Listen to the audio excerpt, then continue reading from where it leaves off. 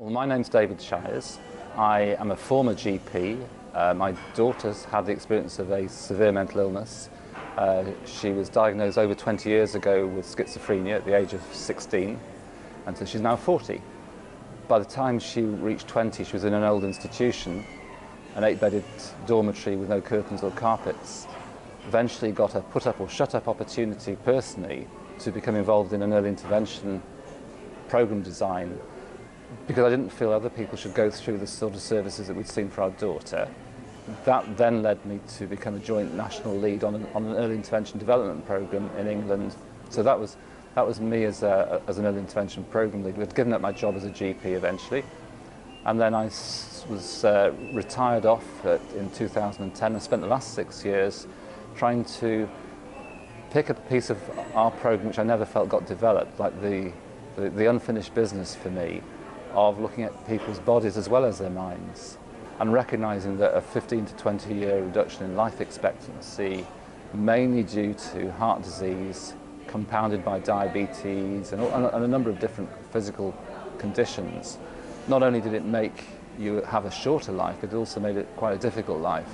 So I also thought that taking people's bodies seriously right from the beginning was a real opportunity. That's a polite way of saying that I thought it was a problem.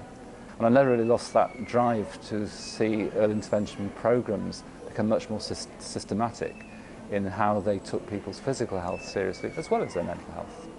I think having services that are accessible, are youth-friendly, that are easy for me as a GP to access and feel confident about, that's an important aspect of early intervention, so that it needs to be a service that's seen as a friendly neighbour in my community.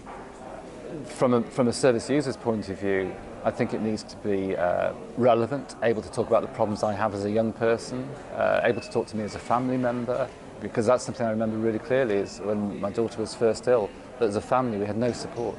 We just had to sort of struggle by, and I suppose the main thing I've noticed over 20 years is that early intervention in England, which I've been very much close to and part of, has operationalised this idea of hope. And that was the thing that was so lacking when my daughter was first ill. It was a pessimism of, it's a despair service. It actually, it just did despair. We're going to groom your daughter for disability. And I think what early intervention services have practically done is they've operationalised hope. And that's a huge achievement. That's a cultural shift. And they're doing it in a very person-centred and family-centred way.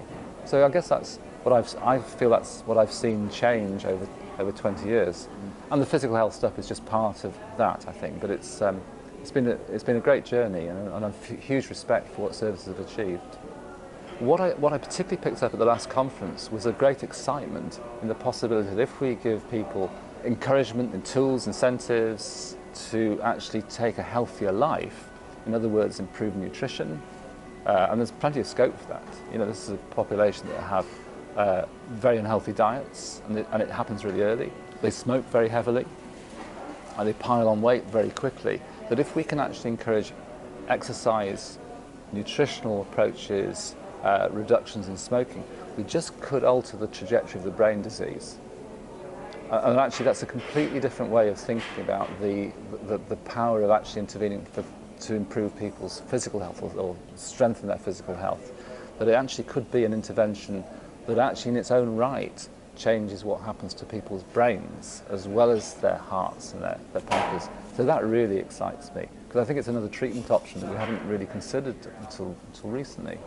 So it may be that nutritional interventions and physical activity are relatively unexplored opportunities to actually improve people's mental health. And we shouldn't be that surprised. There's already evidence that mild to moderate depression is probably better helped by increasing physical activity than it is by taking antidepressant medicines. At least it's a choice. So I think this is a real new field, and it's very exciting. I think there's a whole understanding of science that needs to come with this. So the nihilism that I was aware of 20 years ago for Mary's psychosis and schizophrenia is the same nihilism I sense now for people's bodies, for this population. So I think there's a real opportunity to get into this nihilism that we can't do anything. You can gain your weight and we'll sort it out later when your psychosis is under control. It's too late. So you've got to start really early and believe it's possible.